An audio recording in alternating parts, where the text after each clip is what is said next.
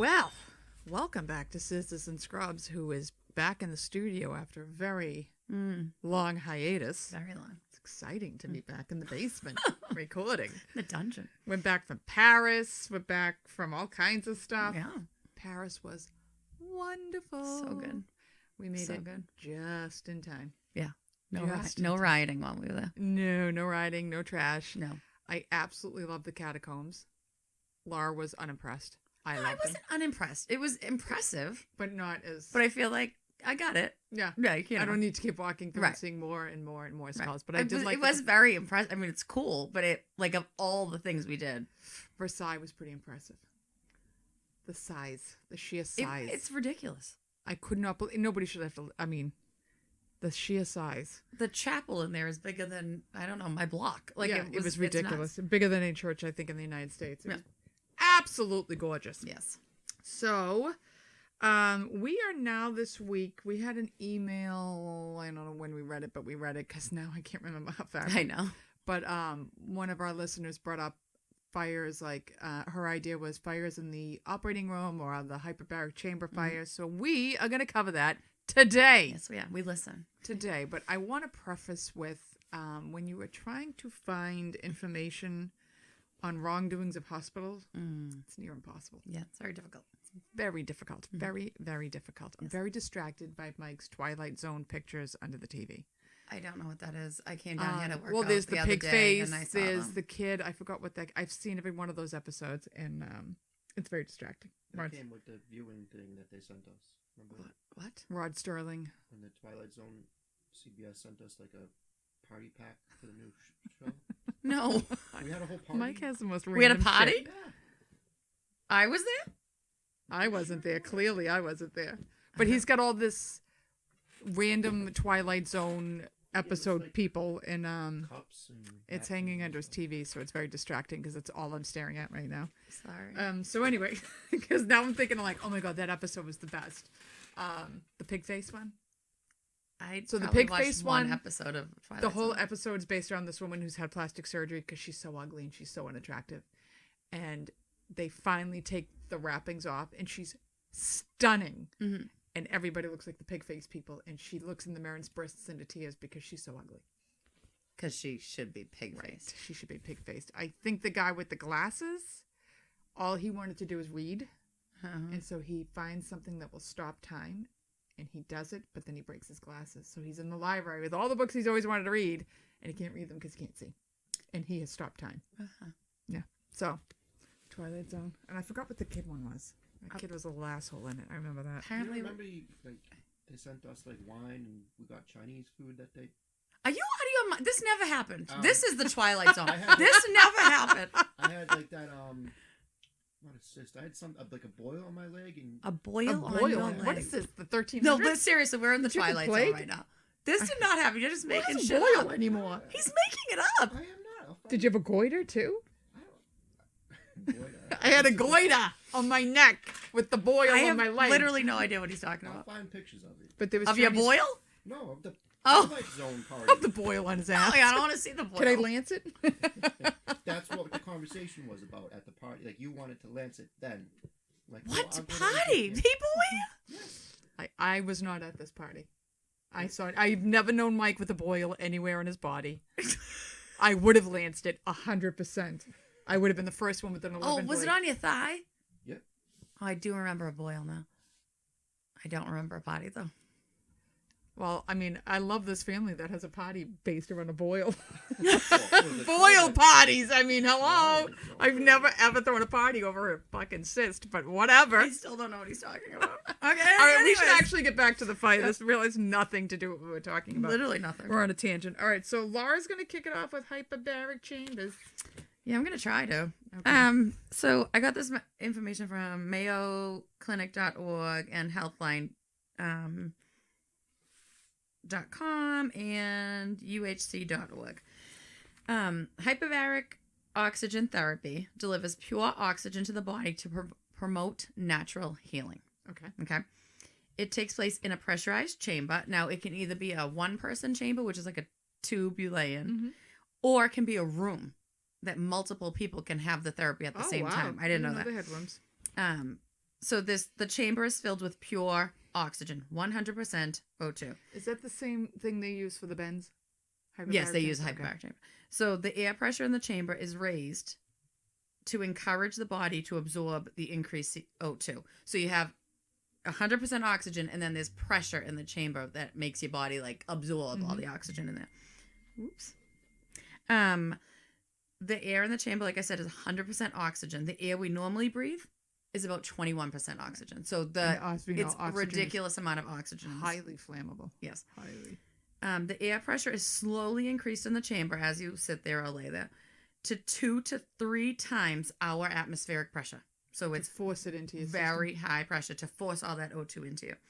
It allows more oxygen into the plasma and encourages growth of healthy tissue.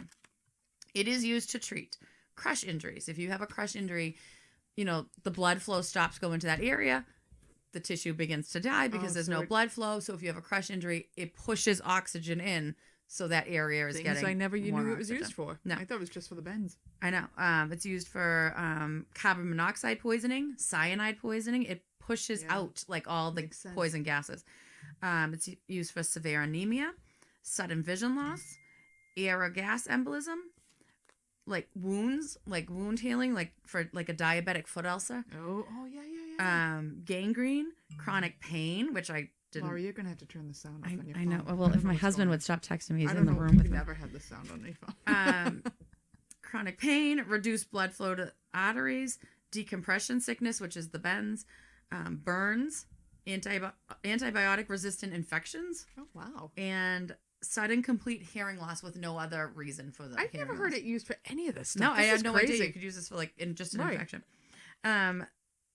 The treatment increases the oxygenation of the blood and improves the blood circulation to tissue that may have been O2 deprived. By saturating the blood with O2, it helps move poisonous gases out of the body quickly. So if you have carbon monoxide poisoning, all that oxygen will help move out that gas. It builds and repairs blood cells. It stimulates collagen production, which is important in the health of skin. So it promotes like skin grafts. So if you were a burn patient, you had skin grafts, it promotes the healing of the skin grafts. Never knew any of this. No. It promotes wound healing by reducing swelling in a wound. So that allows the surrounding tissue to receive the O2. Because if it's swollen, nothing can get in there. So it decreases the swelling. And so it allows that tissue to receive the oxygen and other nutrients needed to heal. Hyperbaric therapy increases the concentration of oxygen in the blood, which promotes strong cells to better fight infection. So you have an infection, not only does it help that site, it helps your cells build better. Exposing bacteria to increased oxygen helps disable deadly toxins that cannot live in an O2 rich environment. Like gangrene. Right. So if you have these toxins in your body, they cannot live in an oxygen rich environment. So this environment will kill those toxins. It can also boost white blood cells, making them more efficient at detecting and eliminating infections. It can increase your pain threshold and physical functionality of patients with chronic musculoskeletal pain. Never heard of any of this. No, Maybe so I you should go have into my like chronic, plantar like fasciitis. hip pain or joint pain or whatever. Foot pain. You can use this therapy and it increases your pain threshold, which is just bizarre to me. Yeah, this is crazy. It reduces gas bubble obstructions, which can be fatal. Those are seen in divers and miners. Nitrogen bubbles release as the body returns to sea level, like when you're scuba diving, and they can block the flow of blood, which can lead to a stroke or heart attack. So the hyperbaric therapy, it shrinks Pushes these it all bubbles and helps your body dissolve them. And then when you gradually come out, because the pressure in the chamber gradually releases, as you gradually come out, the bubbles come out. Didn't one of our surgeons have that, and he had to be in a chamber? In Tahiti. He was really he ended up with like a chest tube and everything. He put the chest tube in himself. But he had to be in the chamber. I think, yeah. It helps get all those gas bubbles out. It also prevents reperfusion injuries. Reperfusion injuries occur when blood flow returns to the tissue that has been oxygen deprived for an extended period of time. So if you have no blood flow to your foot for whatever reason, you can get a severe injury when the blood flow goes back there. Yeah. Potential risks. It's pretty safe. Hyperbaric therapy is pretty safe. Potential risks are middle ear injuries, like it can cause your eardrum to rupture. Yeah, because of the pressure and stuff. Yeah. It can cause temporary nearsightedness, but it goes away. I can't see. Yeah, it It can cause a lung collapse because of the pressure. It can cause seizures. I guess you can get like an oxygen toxicity that can cause a seizure. And it can cause lower blood sugars in patients that are diabetic on insulin. It can also cause a fire. And oxygen, well, I would think it's because oxygen is extremely flammable, and it's a the highest level of oxygen you get. So it is extremely highly flammable, and it should only be done by a federally approved facility. You shouldn't go to someone's little shack, backyard garage, and go into a hyperbaric chamber. When you go to have hyperbaric therapy, the facility should provide all cotton like scrubs or gown or something for you to change into. You should remove any petroleum-based like skin products or anything because that can be flammable. And make sure there's no batteries. You don't have your phone on you. You don't have metal on you. You don't have a lighter on you. Like nothing present that can spark. There's a candle while you go in there. I know. And like I said, it can be one person or you can be in there with a bunch of people. So fire safety in the hyperbaric oxygen therapy is extremely important. For fire to occur, you have to have 3 conditions met. That is, there must be adequate fuel, sufficient oxygen, and an ignition source. You are in a hyperbaric chamber with 100% oxygen, so you have sufficient oxygen to cause a fire. There's always fuel present in the form of cloth, paper, whatever. Like, it's in the room, right? Like, they're charting things. You're in a cloth gown. Like, there's something there that can be used as fuel. So the risk is extremely, extremely high. And because it's enclosed and pressurized in that chamber, it's impossible to quickly open the door because it is pressurized. So you cannot rapidly evacuate if there is a fire. It is also difficult to ventilate the smoke and fumes because you can't open it. Right. So because of all this, fire safety is like the most important thing in a hyperbaric therapy setting. If the fire does occur, the chamber is equipped with extensive fire suppression systems. There's a fire hose inside the chamber. Wow. That an attendant could use to manually put out the fire. The chamber is equipped with a deluge system, which can be activated by the inside attendant, the outside attendant, or by an automatic system. When activated, it releases huge sprays of water that saturate like every surface, so it should be out. So this article says there's never been a fire-related fatality in a patient treatment chamber in North America because of these strict adherences. I'm going to tell you of one story. Yep. To minimize the chance of fire, there's like a million protocols. Fuel. So highly flammable materials such as grease, oil, and like I said, petroleum products are not allowed in the chamber. Cosmetics and hairsprays are not allowed in the chamber. The amount of paper and cloth are minimized like as much as humanly possible, and fire retardant materials used wherever you can. For ignition sources, any source of flame or spark is not allowed in the chamber. This includes lighters, smoking materials, hand warmers, any non-approved electronic devices. All lighting is done through indirect methods. And patients and staff are required to wear 100% cotton garments since these minimize the risk of a static. Okay. The static spark can cause a fire in that chamber. And they don't release toxic fumes. So if there was one, you wouldn't be breathing in toxic fumes. And they don't melt onto your skin. And then the oxygen concentration in the chamber is constantly monitored. They watch it. They make sure it doesn't get too high. To do that, they compress the chamber with air rather than pure oxygen. They have patients breathe oxygen through an enclosed hood system that exhausts outside of the chamber. And they continually vent the chamber to wash out any oxygen that may be leaking from the patient's breathing system. So they do watch that it's not, just sitting in like a puddle of oxygen.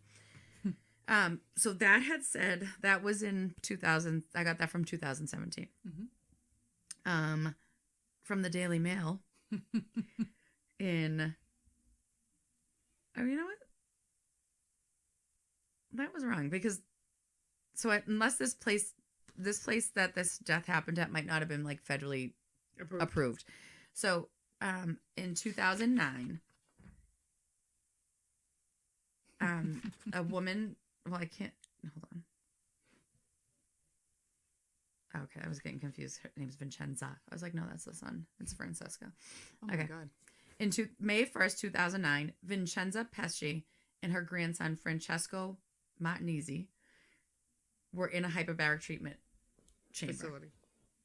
They had traveled from Italy to come to Fort Lauderdale by the Sea, or Lauderdale by the Sea, whatever it's called, to have this hyperbaric treatment.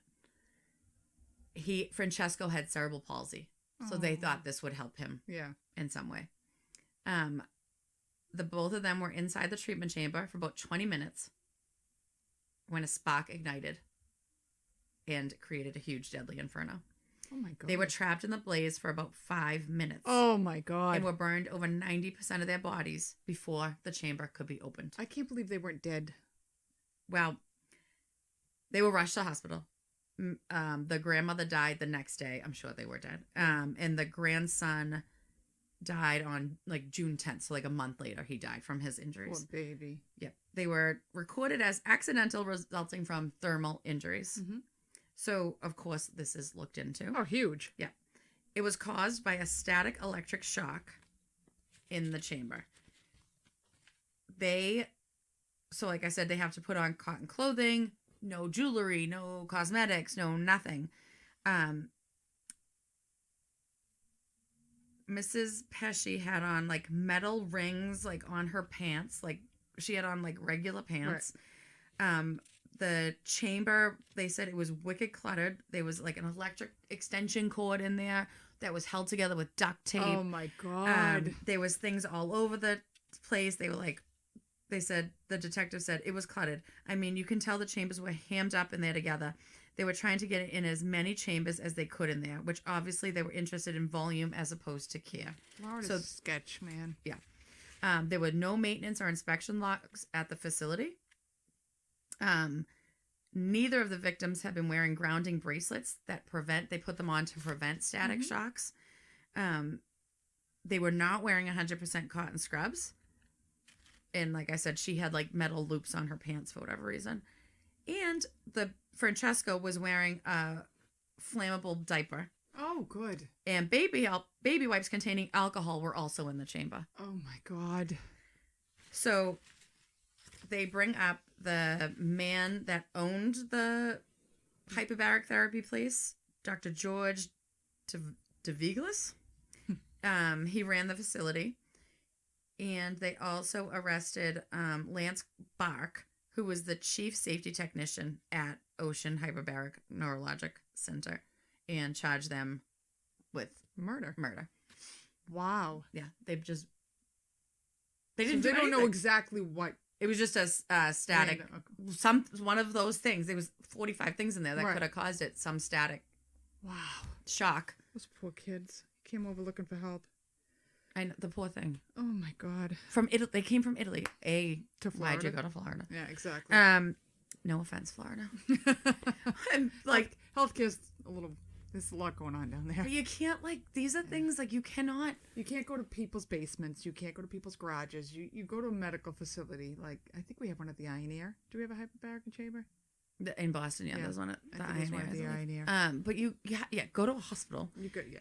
And you can't jimmy rig stuff at a hyperbaric chamber. You cannot jimmy rig an extension cord. People get complacent. They just get complacent. That's the thing. Nothing's gonna happen because nothing had happened. Right. These two people burned to death inside of a chamber they couldn't get open. When I first started at our facility, I started in the early 90s, and you could still see. Obviously, we had not been using ether for a very long time, but there was still a lot of things in there for ether. Because back in the day, ether was highly flammable in the OR, so you had to make sure, the ring stands, everything would have chains to prevent static electricity from coming in. Your shoe covers would have little tabs on them to prevent static electricity. There was all these things to prevent operating room fires. Right. Today, we have other reasons for concerns of operating room fires. And I got my information from the American Society of Anesthesiology, Volume 130, pages 492. Through 501. Oh, wow. All right. And this article came out March of 2019. Okay, so most facilities today now, you do your timeout before you start a procedure. And part of the timeout is risk of fire. High risk, low risk. And I will honestly admit I am one of those complacent people. I'm like, yeah, it's low risk, blah, blah, blah. Then I read these articles. I'm like, I'm going to take this a lot more fucking serious because it really gets into why you're telling the surgeon specifically if this is high risk or low risk. Okay. So you have high, low, you have ignition sources, etc. in the OR. And like I just said, I go through it, but I don't take it as serious as I should. And now you know why you should take it. We're going to go talk about it. OR fires occur at least 650 times annually. Jesus. Resulting in at least 2 to 3 patient deaths per year. And I did look up many articles to go through this. All of them cite this exact statistic. Operating rooms are an O2 enriched environment, as Laura just explained why that's a problem, with many ignition sources. The American Society of Anesthesiologists, they break it down by disciplines and risks. So for techs and circulators, we are what, like she talked about the fuel, the ignition source, and the oxidator. That's the third piece to it. Surgical techs and circulators, we're the fuel. We have drapes, blankets, gowns, sponges, gauze, skin preps, alcohol-based skin preps, which you're prepping sometimes the patient's hair, the patient's skin. Everything now becomes highly flammable. ET tubes, masks, nasal cannulas. You have the tags, intestinal gases. Those all will become fuel on a patient. The surgeon is the ignition source. He has a bovie. He'll be using lasers, light sources. The defibrillator can be an ignition source. High-speed drills and burrs can be ignition sources. And anesthesia is your oxidizer. Why? All their gases. They have nothing but gases up there. So most OR fires occur on the actual patient. Laser will ignite anesthesia gases. Bovies ignite the drapes, and alcohol burns will or alcohol pooling around a patient can be ignited. Bovies are the most common ignition source of OR fires. And for people who are not in the OR but listen to us, which I hopefully is a ton of people, the bovie is an electric cautery pencil, and they use it to cauterize blood vessels. They use it constantly in surgery. Back 100 years ago, it was all ties and suture. Now we use this. It cuts down time, literally, but it's electric. So it's electric. It's electric, so it's a huge ignition source. In 2011, Lauren Wargo, 20 years old, went in to have a mole removed from her face. Now you're going to find most of these OR OR burns are on the face because that's where the oxygen is coming in. The bovie ignited gases or prep, they're not sure, and she had a flash fire over her face. She woke up from this small surgery in searing pain. She and her family were told that there was an accident in the operating room. She was permanently scarred from the incident, and she continues to have eye problems from it, from this flash. And she was only 20 when this happened. Then you have Vincent, I don't even know what I wrote. Vincent Anthony, I think his name was. He's an Army vet in Florida. He went in to have a cyst removed from his forehead. The bovie caught the surgical drapes around his face on fire. He is quoted as saying, "It just shot into my nose and burned up my nose, inside and out.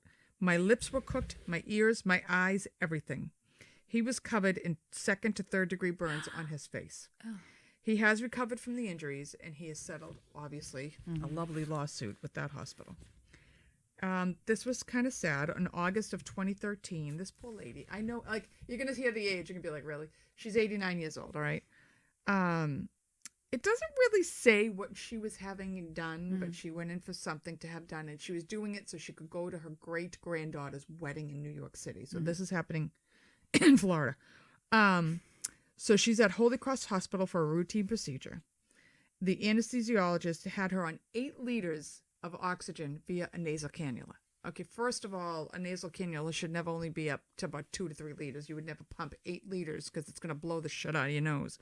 But that is creating a just tidal wave of oxygen coming out of her face. The O2 ignited from that nasal cannula because of the bovie, and 25% of her body was burned from the chest up. She's burned on her face, her chest, her oral and nasal mucosa surfaces. Yeah, well, because the oxygen's pouring. Right. And when you see the pictures of her, I mean, she's intubated, and you can't even see her face because it's just covered in gauzes. So she dies 5 months later, and they say it's, it wasn't because of the burns. Okay, she's 89 years old. It wouldn't take much for burns to go. So in these 3 cases, there were issues with lack of communication among surgical staff and staff unaware of what to do if there's a fire. I personally have witnessed one of our surgical techs get burned when the argon beam was sitting on her stomach and the surgeon wasn't paying attention, hit it. She took a ray right to the stomach. Hurt like a motherfucker. I'm petrified of the argon beam. Do you remember That's like a ray of fire. It's like literally like it's shooting on fire, and that burned that girl was out for a little bit. One of the circulators was plugging the Bovie in, and it I don't know what it did. She got an electric shock from it. She was out for like a week because of it. Remember, I can't name her obviously, but yeah, she was out for a while with it. I've watched when you do laparoscopic surgery, there's a light source. I've seen if you don't pay attention to the light source and you don't have it hooked up to the camera and the circulator turns it up on high, it will burn through the drapes. I've witnessed that multiple times. And Bovie's burning the sponges because they're not paying attention or whatever. I mean, you have to pay attention when you're using these things. And they come little holsters. You really should be using the holsters. They're there for a reason. And if you burn somebody and you're not using the holster, guess what? That's on you. Your ass is fired. So approaches to prevent fires in the OR. The risk assessment before the start of every case. This is why you take it serious. You need to acknowledge if you're doing a facial surgery, they've got a nasal cannula. The surgeon needs to be aware, I'm pumping 8 liters of O2 through her nose. Right. You may not want to use a Bovie in this, or you may want to just use, Silvadene sticks or something that's not going to ignite. You need to know if you're going to be working above the xiphoid or below, because the closer you get to the chest, the closer you are to the gases from the anesthesia machine and the O2 source. Alcohol-based prep solutions. You have to let them dry. You can't allow them to pool on the sides of the patient because those also become an ignition source. And you're ranking low, medium, or high risk when you're doing these. Communication among the team members, key. Absolutely key. Always. Verbalizing the risks, like I said. If it's high risk, what's the plan? What are we going to do? Like, I have been in laser cases where the surgeon's like, okay, if there's a fire, do you have an extra thing of saline? Yes, I do. Do you have wet towels? Yes, I do. Like, if you're doing a laser case, you have extra sponges soaked ready to go. You have extra towels ready to go. You have an extra basin just in case, because the lasers are very dangerous. You speak up immediately if you see a fire. You know what I mean? That's like above anything. So above the xiphoid, avoid using any kind of open O2 delivery like nasal cannulas or a face mask. If you're operating on the face, you might want to just think about tubing them. Communication between the surgeon and the anesthesia about the procedures around the face that are going to have an O2 enriched environment. Anesthesia taking precautions to decrease high flow O2 if they know they're going to be in there. Mix it with air or something. They don't have to be on 100% O2. And use sometimes if you're doing throat procedures or stuff, they may use a fire resistant ET tube. Manage your fuels. Try to avoid using, we used to use straight alcohol. Remember that for prep? The red alcohol. White and red. White. Try to avoid. We used 2 different alcohols for prep. And we kept the jugs. Yeah. Jugs of it in the OR. So avoid using, if you can, alcohol-based preps. Leave adequate drying times, like I said. Make sure they don't pool around the patient. Removed any soil. So we'll put chucks around our patients if they're going to prep, and then when they're done, we take them. Betadine itself can burn a patient if you leave it on. Some of these alcohols, if you leave them on too long, they will burn. Arrange drapes. If you're doing a facial procedure, drapes will collect the gases in the O2. Right, make sure they're vented. So you want to make sure that you have plenty of room around the face to vent out the gases from it. Like I said, if you're using towel, laser, make sure everything's wet. You have more stuff to use. If it's truly a high risk, you may not want to use a Bovie at all and just use a bipolar or something that's not going to spark. If a surgical fire occurs, God forbid, you're going to stop the flow of all airway gases immediately. Anesthesia may tell you outside of every operating room we have gas shutoffs. They'll go over those and tell you just go out and shut the gases off to the room. You're going to pour water or saline on spots to extinguish the fire. You're going to remove all drapes of burning materials off of the patient because they said to a lot of these fires, they didn't even know what to do when the fire happened. Yeah. They just were like, well, oh, they're on fire. Like, no, you've got to take action. Right. Get everything out. Yep. use a fire extinguisher. If you work in a hospital, you know what race means. Laura, do you want to cover what race is for our non-hospital people? Oh my God. Rescue. Alarm. Contain. And evacuate. No, extinguish. Evacuate or extinguish. Right. Whichever one you can do. Then thoroughly assess your burn injuries on your poor patient. Apply dry style dressings, no ointments or salves. Assess airway. Assess patient or our personnel for smoke inhalation. And take your time out seriously. That's my Take your time out seriously, Nicole. I was trying to really dig deep on finding some serious stories, but like I said, if it's hospital involved, you're just getting a clip from the news of what happened. They really don't want to talk about it. Most of my information came from lawyer websites because that's who is the only one who's going to talk about it because now it's been settled. Right. Do you want to read? We have an email this week that we can talk about. Okay. It says, "Hi, Laura, Nicole.